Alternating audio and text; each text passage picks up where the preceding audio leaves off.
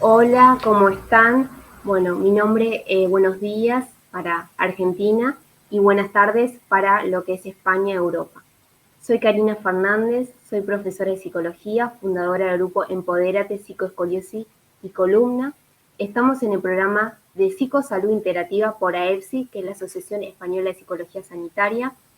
Estamos transmitiendo en vivo. Hoy es domingo, 1 de junio, son las 10 horas de Argentina y las 15 horas de España. Bueno, quiero decir un tema muy importante porque hoy doy esta charla, que acompaño emocionalmente a personas y familias que viven con escoliosis. Pero antes que nada también hablo de otro lugar, de alguien que ha recorrido este camino. Junio es el mes de la concientización sobre la escoliosis.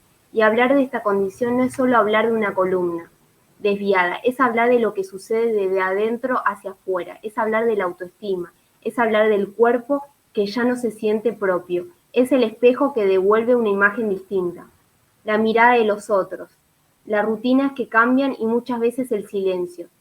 Y por eso estoy acá, para hablar no solo de los tratamientos ortopédicos, del corset o cirugía. Estoy acá para hablar de lo que sostiene, acompaña y da sentido, que es el acompañamiento psicoeducativo en cada escoliosis. ¿Por qué es tan importante este acompañamiento? Porque detrás de cada niño, adolescente o adulto con escoliosis hay un mundo emocional que merece ser escuchado, porque los tratamientos físicos no son suficientes si la persona se siente sola, porque un diagnóstico puede ser un punto de partida, pero un acompañamiento es el punto que ayuda a cruzar hacia la aceptación, el cuidado y la esperanza. Desde mi trabajo con familias y con cada persona que están por iniciar este tratamiento, otros en pleno uso del corset, algunos en caminos a la cirugía, otros se están recuperando. He visto cómo la psicología puede transformar una experiencia dolorosa en una oportunidad de crecimiento y fortaleza. No se trata solo de entender qué es la escoliosis, se trata de dar herramientas para afrontar, de validar el miedo y resignificar la imagen corporal, de acompañar a madres y a padres y hermanos que sienten, dudan y necesitan ser escuchados. Acompañar es mirar al otro con humanidad, es escuchar aceptando que el dolor también puede ser una forma de encuentro. La escoliosis no se vive solo desde la columna, se vive del cuerpo entero, desde la emoción, desde lo que se dice y lo que se calla. Por eso hoy desde la psicosalud interactiva quiero dejar una invitación a los profesionales que nos escuchan, abramos espacios de escucha, sumemos enfoque, humanicemos nuestros abordajes, y a la familia y a personas que viven con escoliosis no están solos, existen profesionales, herramientas y acompañamiento especializado en escoliosis. Gracias por estar, por escuchar, por ser parte de esta comunidad que acompaña por el proceso, no solo de lo físico, sino del vínculo. Bueno, y gracias también por AEPSI, que es la Asociación Española de Psicología Sanitaria, por la gentileza, por acompañarnos en este camino que vamos a hablar hoy sobre el acompañamiento psicoeducativo en escoliosis. Voy a presentar una diapositiva. Cualquier duda o pregunta que tengan me pueden dejar en el chat en vivo, que los estaré leyendo.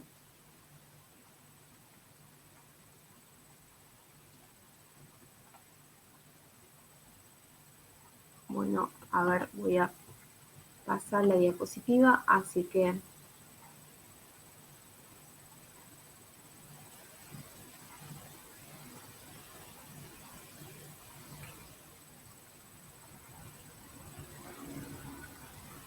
bueno, este tema para mí es muy importante. Elegí el acompañamiento psicoeducativo en escoliosis, ya que hoy es el 1 de junio. Antes que nada, lo importante de educar a la comunidad, y esto se hace a nivel mundial, no solamente en varios países, por el tema de que tenemos que tratar de educar por el tema de la detección precoz. Es muy importante detectar a tiempo la escoliosis. Bueno, acá yo soy la fundadora de este grupo, por si alguien se quiere sumar me pueden mandar un mensaje. Bueno, el objetivo de esta charla en este mes es conocer la escoliosis, tratarla y cuidarla. Brindar un acompañamiento psicoeducativo en este mes de la concientización es visibilizar tanto lo que es el impacto emocional y psicológico. Ofrecer herramientas, no solamente apoyo a personas y familias, promover una mirada integradora y humanizada. Bueno, acá hay una frase que me gusta que dice: nada en la vida debe ser temido, solamente comprendido. Es hora de comprender más y temer menos, de María Curie. Bueno, ¿qué es la escoliosis? Para las personas que no saben. Bueno, antes que nada, también quiero hablar de también mi experiencia. A mí hace muchos años me diagnosticaron escoliosis y no sabía que era la escoliosis. Pasé un largo proceso donde me llevó a 2 cirugías de columna. En la primera cirugía fueron a los 15, me pusieron 21 tornillos de varilla y después me retiraron la prótesis. A raíz de tanto aprendizaje con mi familia, me empecé a especializar en psicología y a dedicarme en este ámbito. Por eso es que acompaño a las personas con escoliosis. Bueno, la escoliosis, ¿qué es? Es una alteración tridimensional de la columna vertebral. Bueno, y acá tenemos, puede aparecer en la infancia. Esto puede ser, por ejemplo, hay diferentes tipos de clasificación según la SRS, que es la Scoliosis Research Society, que es de Estados Unidos, una sociedad de Estados Unidos que se dedica al tema de las investigaciones en escoliosis. Y hay diferentes tipos. Por ejemplo, la escoliosis congénita es por malformación congénita. Aparece malformaciones en lo que es las congénitas, las vértebras. Nacen así las personas.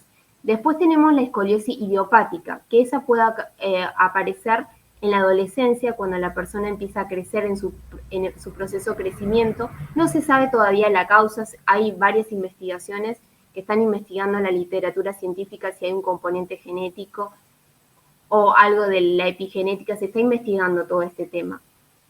Por eso es de origen desconocido, no sabemos la causa. Y por lo general es la más frecuente porque aparece en la adolescencia y muchas veces pasan desapercibidos los padres en controlar y mirar la espalda de sus hijos. Y ahí llegan tiempo a tardan en llegar a tiempo al diagnóstico y llegan a una cirugía. Por eso es muy importante la psicoeducación.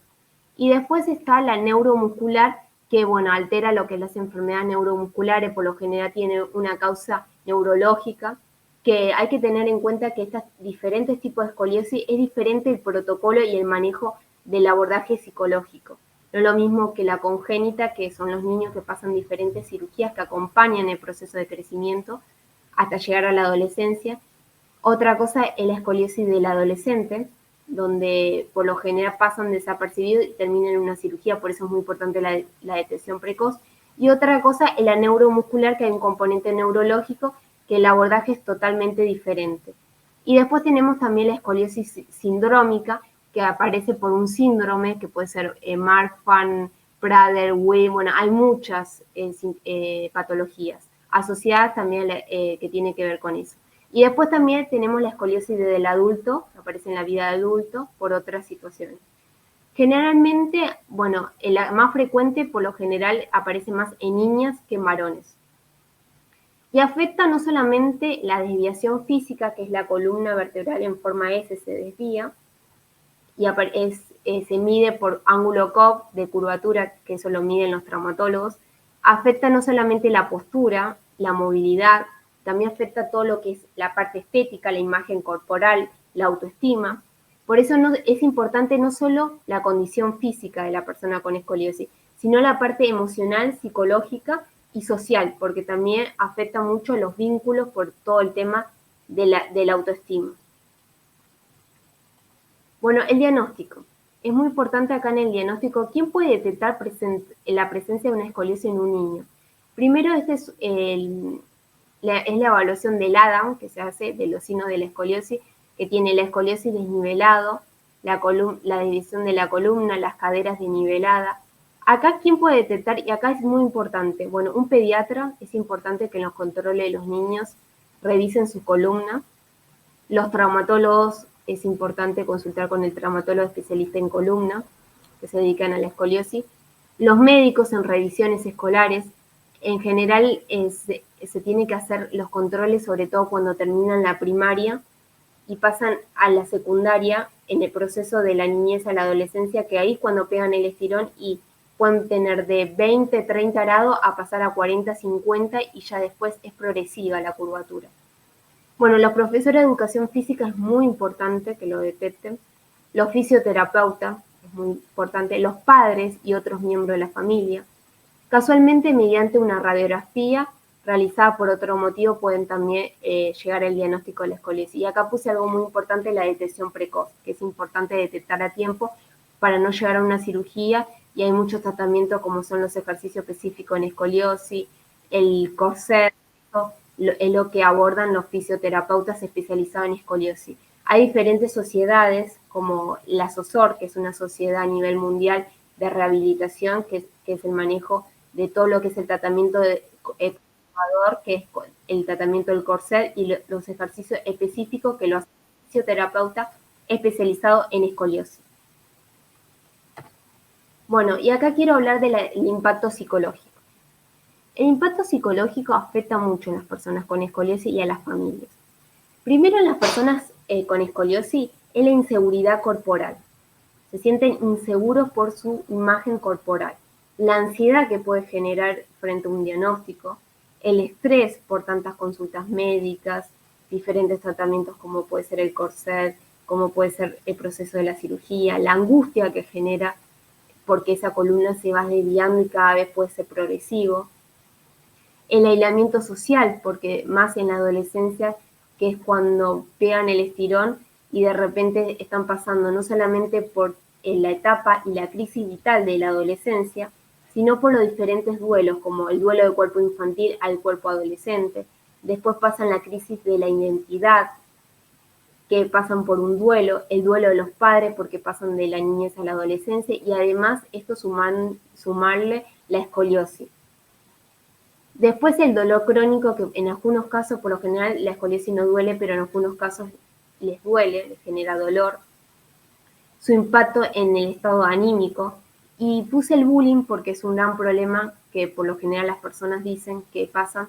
Es el bullying frente a los compañeros, más cuando utilizan un corset. Y acá es muy importante la educación, y también somos responsables como educadores y como docentes en hablar sobre el bullying, más allá de la escoliosis, en prevenir el bullying y hablar los diferentes docentes, hacer diferentes reuniones, y más en una persona que tiene escoliosis y está pasando por un corset, es importante hablar de estos temas.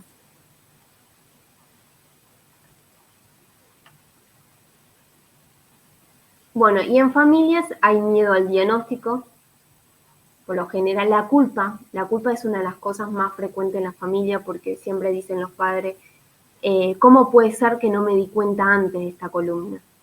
¿Cómo no pude darme cuenta y no lo llevé al médico antes? Y el problema no son los padres. El tema es que el crecimiento puede avanzar tanto, y más que por lo general los adolescentes, al tener estas crisis de pasar de un cuerpo infantil a un cuerpo adolescente, muchas veces no se muestran frente a los padres con una bikini, las mujeres o los varones con el tema de la columna. Entonces no los pueden ver muchas veces los padres. Por lo general se dan cuenta cuando es en verano, por lo general se dan cuenta por una vestimenta, y ya cuando la columna ya es demasiado tarde. Por eso siempre le digo a los padres que no tienen la culpa ellos de la escoliosis, y que también tienen una sobrecarga emocional, porque muchas veces es un gran impacto para los padres acompañar todo este proceso, las consultas médicas. Hay mucho estrés frente a esta situación, y también la necesidad de orientación clara. Muchas veces pasan por diferentes especialistas y por diferentes consultas. Y acá tenemos el acompañamiento psicoeducativo.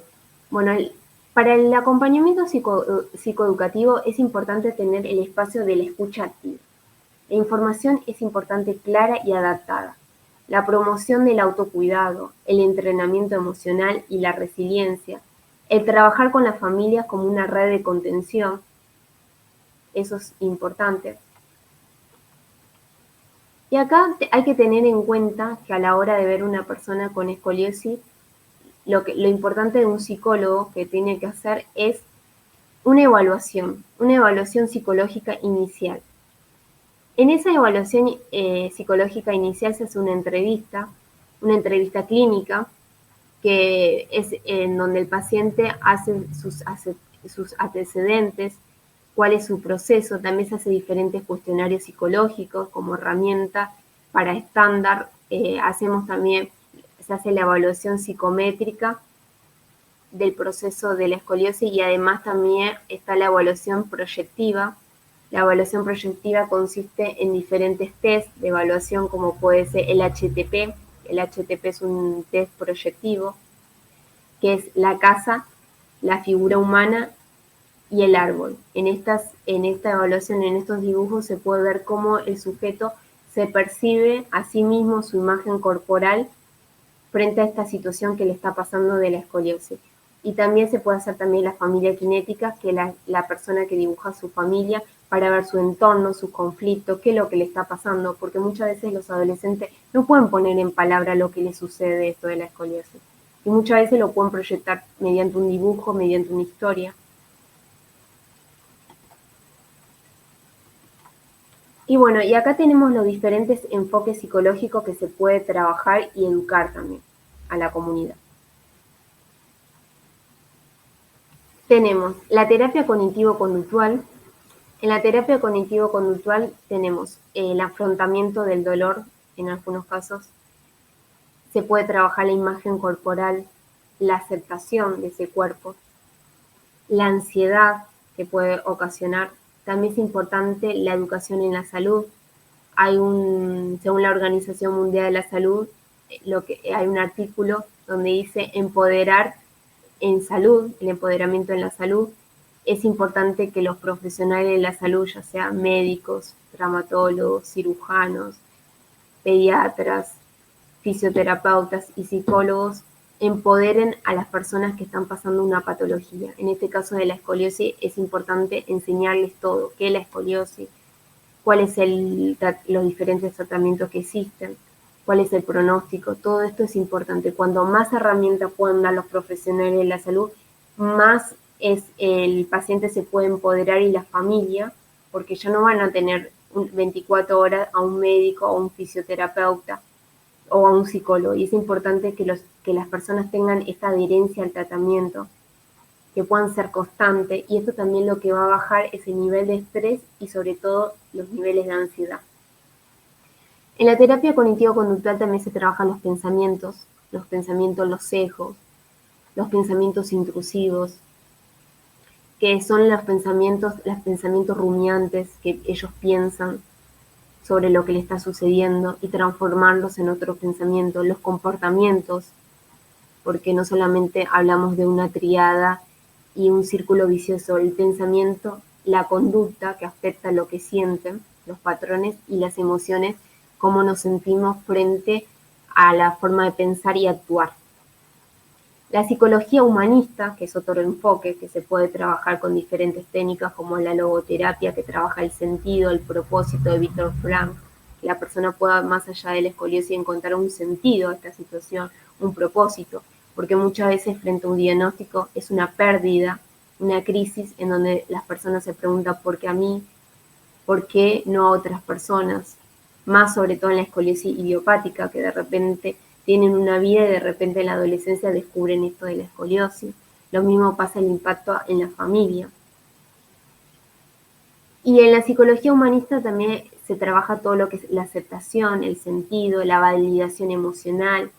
Uno de los recursos de la psicoeducación, que se puede trabajar en grupos, en talleres.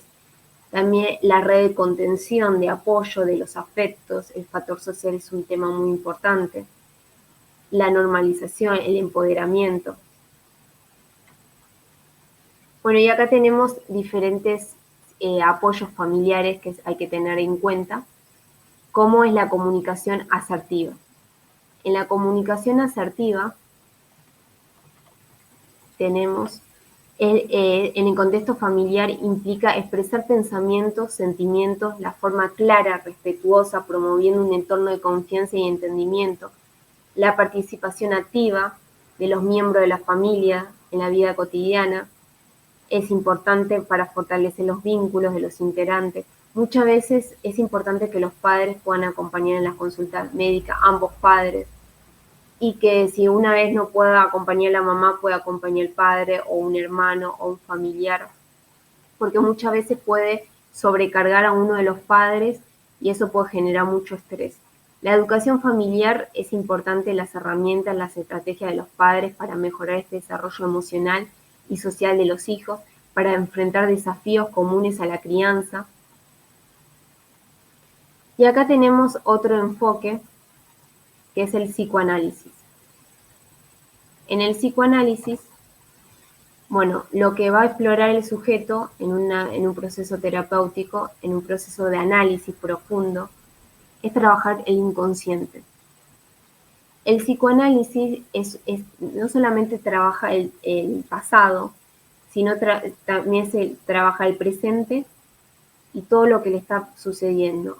Cuando uno hace un proceso de análisis, uno no sabe todo el inconsciente, los conflictos psíquicos, la infancia se trabaja.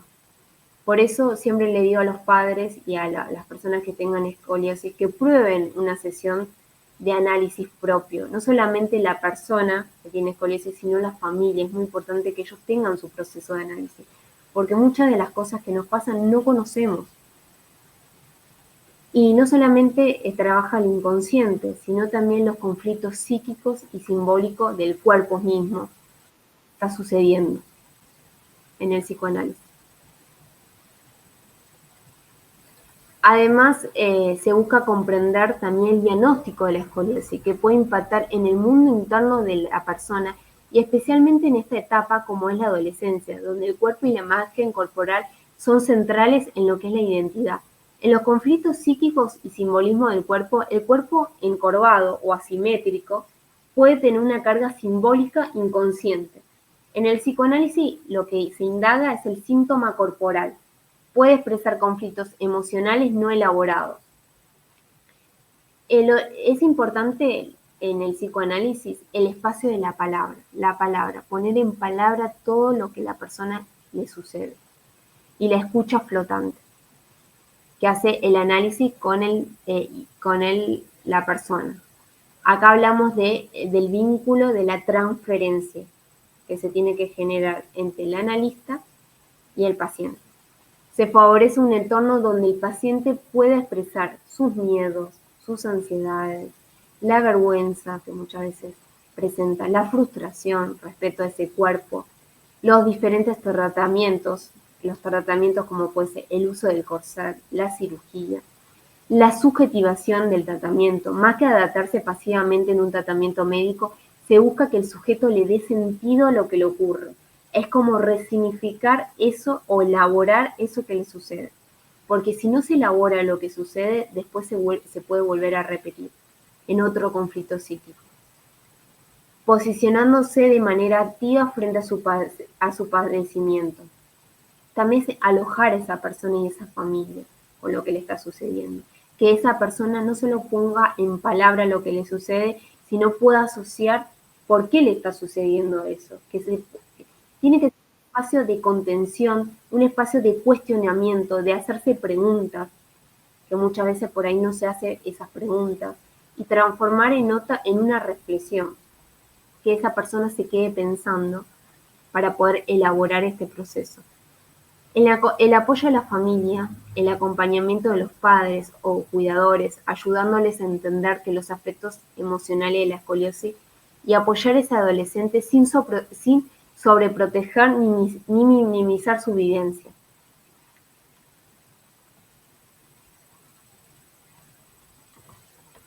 Bueno, y acá este dibujo me gustó mucho porque Sigmund Freud, que es el padre del psicoanálisis, que fue un médico neurólogo, el que creó lo que es el aparato psíquico, su teoría, que habló del inconsciente, de la preconciencia y de la conciencia.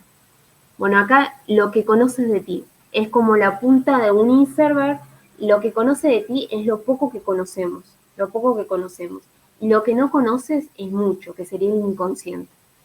Lo que no conoce, el analista no va a conocer y no va a interpretar ya lo que te está sucediendo. Es un proceso largo, es un proceso que uno se tiene que elaborar.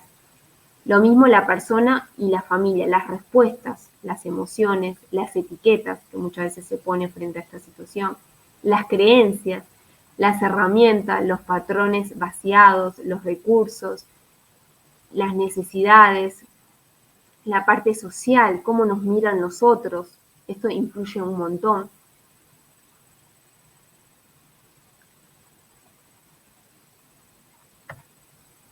Por eso es muy importante que hagan terapia. Los patrones vaciados también. las palabras no dichas, el silencio, aunque incomoda, también es importante para que esa persona pueda reflexionar acerca de lo que dice. Bueno, y después acá tenemos otro enfoque psicológico que es la sistémica. Muchas veces se pueden integrar diferentes enfoques psicológicos, pero también hay que tener en cuenta que cada terapeuta tiene su encuadre y su forma de trabajar con diferentes enfoques, pero se puede acompañar diferentes enfoques. En mi caso, a mí me gusta mucho lo que es la psicología integrativa, integrar los diferentes enfoques psicológicos, adecuando y adaptando de acuerdo a esa persona y esa familia que tiene escoliosis. En el caso sistémico, se trabaja mucho en lo que es el sistema familiar. Y en esto me parece muy importante trabajarlo en lo que es la familia en escoliosis, porque no solamente la escoliosis afecta a la persona, sino todo al entorno. Ya frente a un diagnóstico cambia todo, los roles, cambian los hábitos, cambia toda la situación sistémica. En la parte sistémica hay que tener en cuenta la visión del síntoma, la visión relacional, porque la escoliosis no se ve solo como un problema individual, sino como una parte de una red de relaciones familiares y sociales. El síntoma puede reflejar tensiones o dinámicas del sistema familiar. El paciente es como parte de un sistema. Se considera al adolescente no aisladamente, sino adentro de un contexto de su familia. También hay que tener en cuenta también esto de trabajarlo en la escuela y el entorno social, el grupo de pares es muy importante. Se exploran cómo estas relaciones influyen en lo que es su vivencia con lo que es la enfermedad, con lo que es la escoliosis. La comunicación familiar, muchas veces los diferentes miembros de la familia no se miran, no hay una comunicación porque cada uno está con la computadora, con el celular. Es muy importante el contacto visual, la mirada, el te escucho, sin estar con el celular. Y la comunicación, la escucha, que muchas veces, por ejemplo, puede pasar que los padres muchas veces por tener angustia, por tener miedo, o la persona, el adolescente, no quiera hablar a los padres sus miedos, sus angustias, o la familia para no preocupar a su hijo. Es importante que se junten en familia y puedan hablar cara a cara con la mirada fija y hablar de lo que les sucede, cuáles son sus miedos, qué es lo que les molesta, hablar y desahogarse todo, poner en palabra todo lo que les sucede frente a este diagnóstico. Bueno, y acá se trabaja en lo que es el diálogo de la familia, promoviendo una comunicación abierta, asertiva, acerca de este impacto emocional del diagnóstico y del tratamiento. También se pueden poner diferentes acuerdos, alianzas. La reestructuración de roles y dinámicas es muy importante que cada miembro de la familia por lo general tiene un rol. El acompañamiento, que la familia reorganice esos roles, porque va cambiando también la dinámica familiar frente a este diagnóstico, las expectativas que él está generando, como la presión, porque muchas veces quién acompaña a este hijo porque tienen que trabajar, bueno, que una consulta pueda acompañar el padre y la otra consulta a la madre, otra consulta a un hermano en caso que tenga, otro familiar, no sobrecargar todo a un cuidador, a una sola persona en esto. La sobreprotección puede pasar también muchas veces frente a esta situación. Los conflictos asociados al tratamiento puede afectar.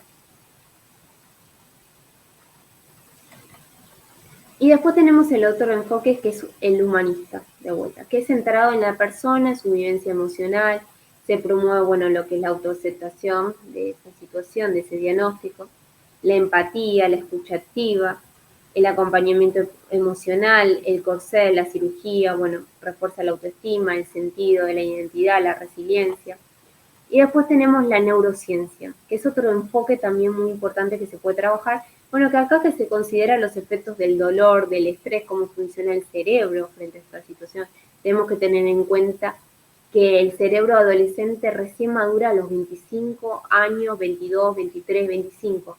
Y muchas veces no se entiende por qué el adolescente tiene estas crisis o estas conductas de riesgo por lo general. Estas conductas que por ahí el profesional cirujano de columna le dice, te tenés que cuidar de esta columna frente a una cirugía y no le importa nada y hace otras situaciones. Y estas conductas de riesgo. por lo general. Es porque recién a los 25 años maduran. Por eso es muy importante entender qué funciona el cerebro adolescente. Bueno, y acá hay que tener en cuenta en el tema de la regulación emocional. Como una de las cosas que se puede trabajar es la respiración, el mindfulness es muy bueno, la atención plena, la psicoeducación. Se puede dar diferentes estrategias para trabajar esta situación. Hay muchas estrategias donde se puede trabajar el miedo, la ansiedad, el dolor, la angustia, las emociones. No solamente se puede trabajar escribiendo. Hay muchas personas que les cuesta mucho poner en palabras, les cuesta mucho poner la parte verbal. Entonces, lo que pueden hacer muchas veces es escribir. Pueden escribir de manera anónima todo lo que les sucede. La escritura también es muy terapéutica y ayuda un montón también. Muchas veces recomiendo a la persona lo que no pueden poner en palabras, que lo puedan escribir y después que lo puedan leer frente a esa situación y generar preguntas frente a esa situación. Bueno, acá se fomenta la neuroplasticidad positiva, que fortalece los círculos cerebrales, la neuroplasticidad, lo bueno que la neuroplasticidad que uno se puede adaptar frente a esta situación en estos circuitos cerebrales de afrontamiento y de bienestar. También aporta la comprensión sobre cómo las emociones impactan en el cuerpo y viceversa. Si una persona está enojada, con ira, con bronca, puede tener una desregulación del sistema nervioso, el sistema nervioso parasimpático, y que genera mucho estrés, y esto puede afectar que la hormona del estrés, que es el cortisol. Y es importante, hay muchas técnicas que se pueden trabajar para el sistema nervioso, del sistema nervioso central, como es la meditación, la respiración diafragmática. Eso lo hacen mucho también los kinesiólogos, para regular toda esa situación de estrés y regular los sistemas del cuerpo, porque una situación por ejemplo, de ira, de angustia, todo eso puede impactar en diferentes partes del cuerpo, como puede ser las tensiones, las contracturas musculares, las tensiones en la cara. También puede afectar todo lo que es el sistema digestivo frente al alimento. La parte intestinal también puede afectar. Bueno, y acá tenemos las estrategias prácticas del uso de corsar. Bueno, hay que validar las emociones, es importante que la persona ponga en palabra tanto con el cirujano especialista en columna y con el fisioterapeuta y con el psicólogo qué le pasa frente a esta situación de corsar. Involucrarlos en este proceso es muy importante para reforzar la autoestima, trabajar estos pensamientos negativos frente a este corsar que tiene. Y acá es muy importante que la familia acompañe este proceso.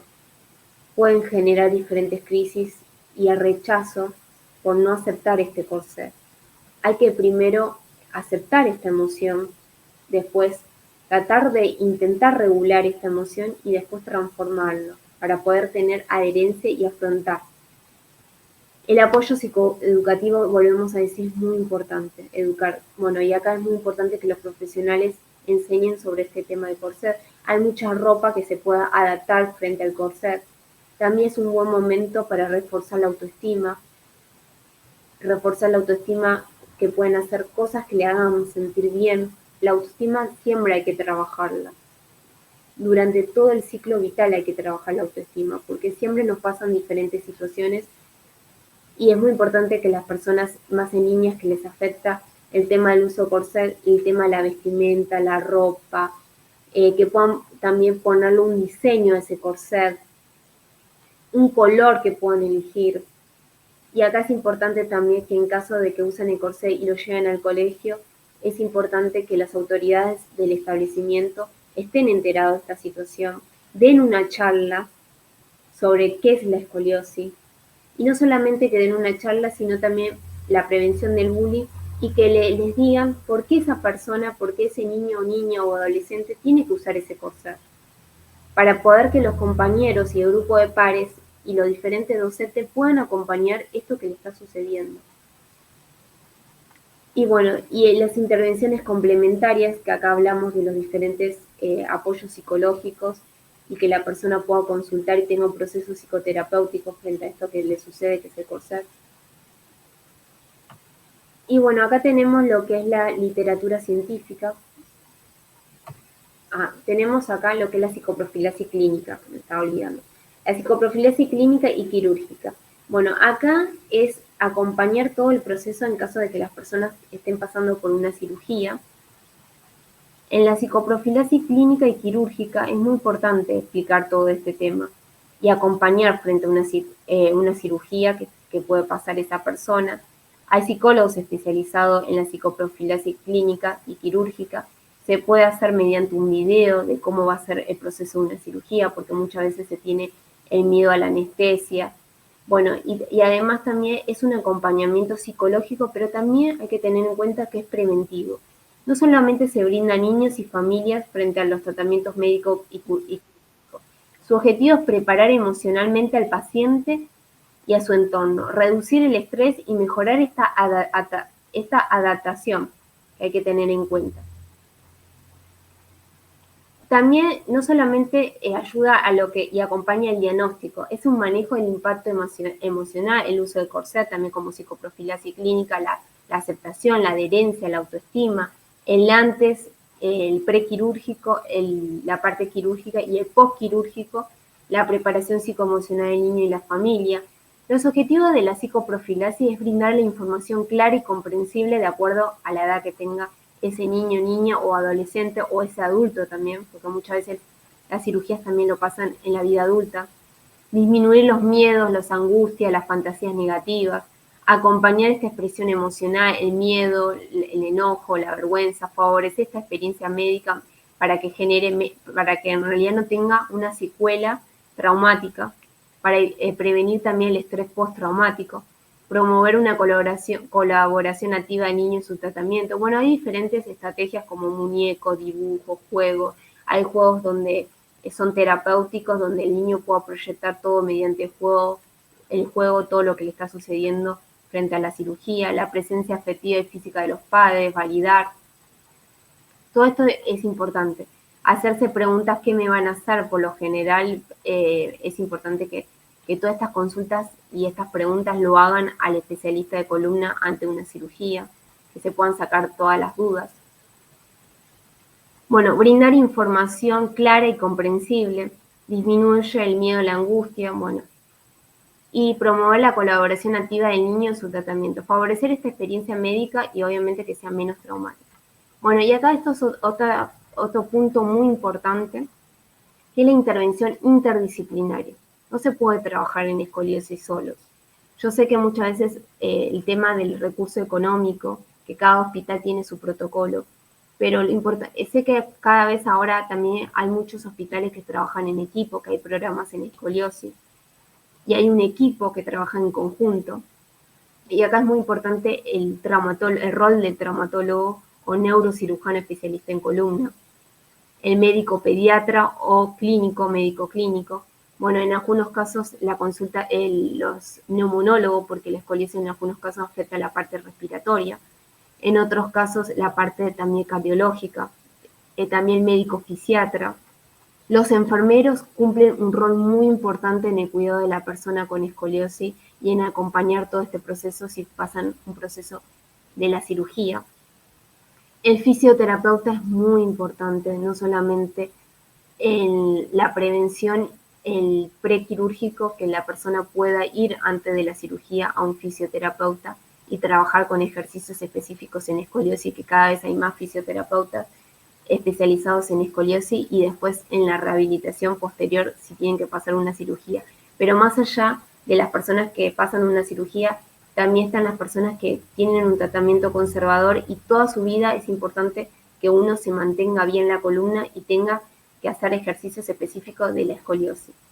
Bueno, el psicólogo, muy importante, que trabajen en conjunto. Muchas veces se hacen ateneos interdisciplinarios donde debate el especialista de columna y los diferentes equipos, fisioterapeuta y el psicólogo, porque muchas veces el psicólogo tiene que tener una alianza terapéutica con el cirujano de columna y tener acuerdos de cómo van a comunicar frente al paciente, por ejemplo, si entra en crisis, si tiene un miedo a entrar al quirófano. Muchas veces se puede hablar, bueno, muchas veces la persona les cuesta decir ese miedo al cirujano de columna de lo que le está sucediendo y por ahí le dice al fisioterapeuta o le dice al psicólogo y bueno, y esto se lo pueden transmitir a los especialistas de columna muchas veces frente a una cirugía pueden entrar con una canción que les guste, eso para bajar los niveles de estrés y de ansiedad. Bueno, la trabajadora social es muy importante porque por lo general la escoliosis tienen que hacer un montón de trámites en la salud porque acá, por ejemplo, en Argentina tenemos un gran problema que son las prótesis que son importadas, por lo general son de titanio. Las prótesis vienen de otros países y muchas veces tienen que hacer diferentes tratamientos, diferentes lugares, diferentes abordajes y acá la trabajadora social es la que se ocupa de todos los recursos burocráticos muchas veces aparecen por el tema de la prótesis que no les cubre el 100% y la prótesis piden los cirujanos de columna diferentes marcas y hay una logística que trabajan, que es un técnico ortopedista y una ortopedia que trabaja en conjunto con el hospital o la clínica con los diferentes, el equipo de los cirujanos de columna. Y después, bueno, la musicoterapeuta también puse porque me parece muy importante. Hay muchos musicoterapeutas que trabajan el preoperatorio y el postquirúrgico con la música. La música, después de una cirugía de columna, ayuda un montón a bajar los niveles de estrés y ansiedad. Y el proceso quirúrgico, los docentes también es muy importante. Acá en Argentina tenemos el equipo de orientación escolar. En otros países sé que le llaman otro nombre, que es trabajar en equipo a este niño, si está, porque muchas veces se tiene que concentrar muchas veces en lo que es en el colegio y hay que hacer diferentes adaptaciones curriculares en ese niño y adaptaciones porque después el niño después del postquirúrgico tiene que volver a adaptarse al colegio, a la escritura, a la postura y todo eso hay que tenerlo en cuenta. Bueno, la psicoterapia individual y familiar y grupal hay que tener en cuenta, hay personas que les gusta el proceso individual, otros prefieren algo más familiar, otros prefieren también lo que son la terapia grupal. Bueno, y la educación para la salud emocional y la conciencia social y visibilidad. Bueno, acá está este grupo que yo he creado, que se llama Empodérate Psicoescoliosis y Columna. A los que se quieran sumar me pueden mandar un mensaje por WhatsApp y yo los sumo. Es un grupo que es a nivel mundial. Tenemos personas de Estados Unidos, de Colombia, de diferentes países, de Colombia, de México, de Argentina, de España. Bueno, y este es un espacio de contención y reflexión. Se puede hacer talleres vivenciales y psicoeducativos. Siempre estoy compartiendo información de profesionales, de sociedades, de lugares importantes, dónde acudir a los profesionales indicados en escoliosis, qué recursos pueden utilizar frente a esta situación. Bueno, los testimonios es súper importante que las personas puedan expresar lo que se sienten y esto ayuda mucho a los grupos. La escucha activa, la red emocional, muchas veces una familia comparte su testimonio de escoliosis y acompaña a otra persona que está pasando por el mismo proceso y fortalece el rol activo en el tratamiento. Bueno, y acá tenemos la literatura científica sobre la psicoeducación y escoliosis. Bueno, pueden buscarlo y hay mucha literatura científica relacionada a lo que es la psicoeducación en escoliosis. Una tenemos la escuela de escoliosis como herramienta de la información de la escoliosis idiopática adolescente. Y después lo pueden buscar en la literatura científica. Después hay otro que hicieron unos enfermeros con el tema del acompañamiento psicoeducativo en las personas con escoliosis. Y bueno, en este artículo científico lo que habla es el estudio de experimental que se evaluó una escuela de escoliosis dirigida a adolescentes con escoliosis idiopática. Los resultados mostraron mejora significativa en el conocimiento sobre esta deformidad y la calidad de vida percibida y la satisfacción con la información recibida. Cuando más información tenga esa persona y esa familia, mejor va a tener la adherencia al tratamiento. Después también tenemos otro recurso, otra literatura científica, la educación del paciente para escoliosis, en lo que es enfatizando lo que es el conocimiento y las opciones de los diferentes tratamientos pueden mejorar esta participación activa del paciente y los resultados. El otro que es el tema de la enfermería. Tenemos acá el tercero, que es la psicoeducación, la intervención en lo que es en la enfermería. Y esto es muy importante. el rol que cumplen los enfermeros, que son los que cuidan, del cuidado de la familia, y se centra en lo que es la psicoeducación para mejorar el conocimiento de la enfermedad y reducir este malestar psicológico en familiares, en cuidadores, el entorno de la escoliosis. La psicoeducación en salud mental, herramientas para pacientes y familiares. Hay un artículo que revisa lo que es la herramienta terapéutica, la enfermedad, el tratamiento, el pronóstico, cómo pueden mejorar la calidad de vida de los pacientes y familias, la intervención de la familia, de la enfermería en adolescentes en escoliosis idiopática y su imagen corporal, la atención terapéutica, mejorar la aceptación de la imagen corporal, el acompañamiento psicoeducativo. Bueno, y todo esto es muy importante. Hay mucha literatura que pueden buscarlo, hay diferentes sociedades. Bueno, las sugerencias cómo afrontar el tratamiento, hay que preparar preguntas, como dije, junto con el niño y la familia, esto ante una consulta con un especialista de columna, también frente a un fisioterapeuta, porque muchas veces me preguntan, ¿y qué ejercicio debo hacer? O el médico me dijo esto. Bueno, es importante todas estas preguntas anotarlas y preguntar al especialista de columna y al fisioterapeuta. ¿Qué ejercicios tienen que hacer? ¿Cómo pueden mejorar su postura? ¿Cómo pueden mejorar la ergonomía? Bueno, hablen del motivo de consulta con palabras claras, según la edad del niño. Eviten buscar demasiada información en internet, en guía profesional. Bueno, esto es una parte muy importante porque muchas veces buscan demasiada información que es incorrecta en las redes sociales o muchas veces pasan en los grupos, ¿no?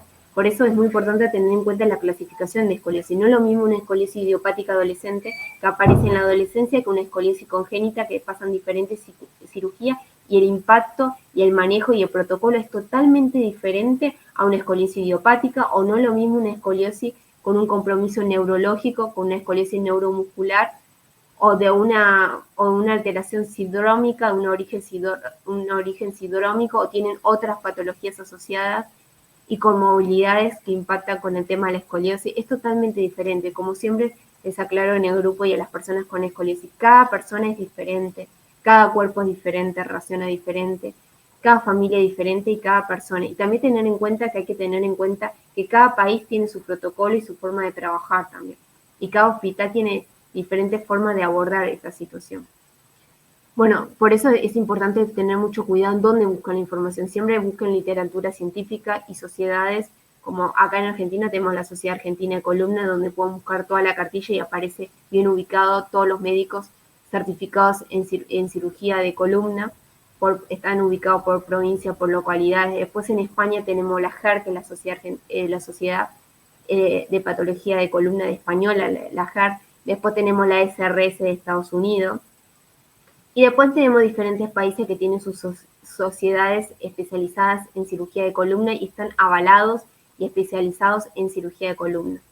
Porque a la hora de buscar siempre un profesional, el profesional indicado sería un traumatólogo o neurocirujano especialista en cirugía de columna. Bueno, y en la consulta de un cirujano de columna hay que fomentar que el niño pregunte y escuche. Hay que pedir imágenes y dibujos. Muchas veces los especialistas de columna son muy didácticos y dibujan la columna o muestran una radiografía o muchas veces muestran otros casos que ellos corrigieron, otras columnas. Y bueno, empiezan a mostrar diferentes tratamientos. Esta parte didáctica o mediante un folleto, los folletos o los libros, hay muchos libros psicoeducativos que ayudan a entender también el vocabulario, qué es una ojiva, qué es una división, qué es la parte lumbar, qué es la parte cervical. Bueno, conocer toda la anatomía de la columna es muy importante.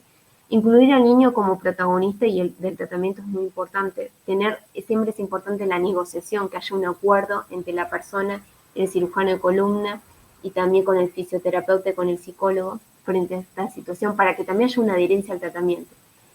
Solicitar explicaciones claras, paso a paso, estar acompañados por alguien de confianza. Bueno, y acá hay futuras direcciones que puse, que se siguen investigando. Una de las cosas es la epigenética. Se está hablando de la parte genética, pero que eso no solamente tiene que ver la epigenética, sino que también tiene que ver mucho los hábitos, no solo la parte genética de la familia. En algunos casos también puede ser hereditario, pero de madres e hijos o de hermanos también. En las futuras direcciones, la innovación del tratamiento incluye el uso de la tecnología avanzada. Bueno, también se está utilizando ahora en lo que es la escoliosis y el manejo de inteligencia artificial, pero hay que tener cuidado con la inteligencia artificial porque muchas veces puede dar información incorrecta.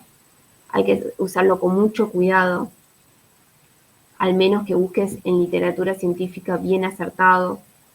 Los enfoques personalizados que promueven mejorar la efectividad y la eficiencia de los cuidados médicos. Igual nunca la inteligencia artificial va a reemplazar el ojo clínico del profesional, ya sea cirujano de columna, psicólogo, fisioterapeuta, por eso es muy importante la evaluación. Bueno, en los programas de formación hay diferentes formaciones. Es importante que los profesionales que ustedes busquen a la hora de elegir en tema de escoliosis estén capacitados constantemente en la escoliosis. Cada profesional, tanto el cirujano de columna, el fisioterapeuta, el psicólogo también, que sepa bien lo que es la escoliosis, porque muchas veces nos encontramos que hay psicólogos que no están especializados en escoliosis y no saben todo esto. Para eso también están los diferentes congresos, porque hay que tener en cuenta los últimos avances, las tecnologías, el personal, los desafíos a futuro en la salud. Y bueno, ya estamos casi cerrando, ¿no? Bueno, acá me gustó esta frase: acompañar es estar presente sin juzgar, informar sin presionar y sostener sin reemplazar. Tenemos que promover una salud integral, emocional y consciente para quienes viven con escoliosis y su familia. Bueno, esta frase me gusta: la escoliosis puede doblarte, pero con el apoyo adecuado y el tratamiento correcto no logrará romperte. Únanse con nosotros. Mi idea con esta charla es que todos pongamos un granito de arena, que todos publiquen el emoticón verde, la unión de la escoliosis, y enseñen a otras personas de la escoliosis porque es importante la detección precoz, acompañar a las personas y familias con escoliosis, enseñar. Este es un buen mes para enseñar, aunque la escoliosis hay que acompañar todos los meses, durante todo el año, pero en este mes es bueno concientizar. Bueno, y en este mes la conciencia en transformar los desafíos en victorias. Y que juntos somos más fuertes, uniéndonos. Bueno, acá les quiero invitar a las dos charlas, a las dos entrevistas que haré en Psicosalud Interactiva el próximo sábado. Los invito el sábado 7 de junio a las 10 horas de Argentina y a las 15 horas de España. Voy a entrevistar al doctor Marcelo Melo, que es el secretario general de la Sociedad Argentina de Columna y el director general del Hospital de Clínicas, que él creó un programa de escoliosis integral que trabajan de manera interdisciplinaria en escoliosis, que es abierto a la comunidad, dan diferentes charlas de escoliosis ya hace mucho, donde acompañan y donde las personas puedan acudir a una consulta médica y conseguir un turno mediante un email. Bueno, y lo que vamos a hablar con el doctor Marcelo Melo es el valor del enfoque interdisciplinario en escoliosis. Y después tenemos el sábado 14 de junio a las 10 horas de Argentina y a las 15 horas de España a una profesional con mucha trayectoria en escoliosis. Ella es pionera en psicología clínica y en investigación en psicología clínica en escoliosis. Bueno, vamos a hablar de la evolución del enfoque psicológico en escoliosis idiopática. Bueno, muchas gracias. Bueno, acá les dejo mis redes sociales, mi email si me quieren contactar, mi Instagram, mi número de celular por si se quieren unir al grupo donde enseño, escucho, acompaño a las personas y a las familias con escoliosis. Bueno, les quiero agradecer y voy a leer los comentarios que veo que me dejaron varios. Y si tienen alguna duda y pregunta, me pueden hacer. Hola Sandra Lezama, buenos días, nos dicen. Buenos días de España, les mando saludos a España. Felicitaciones Karina por tu información, muy importante que se hable de la escoliosis. Buen día, profe Karina. Buenos días, excelente información cuando el médico no dice tu hija tiene escoliosis y no sabíamos que era la escoliosis. Así es. Muchas veces, aunque parece algo que la tecnología ayuda un montón, hay muchas personas que todavía no saben qué es la escoliosis.